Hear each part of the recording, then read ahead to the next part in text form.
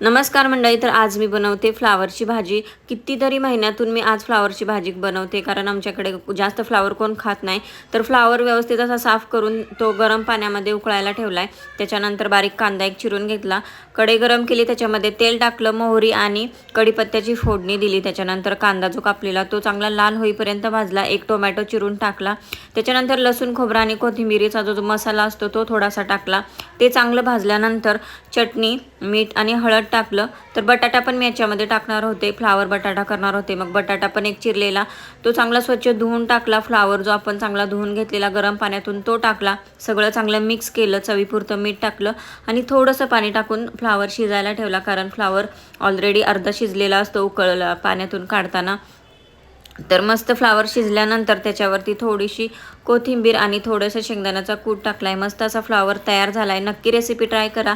व्हिडिओला लाईक, चॅनेलला सबस्क्राईब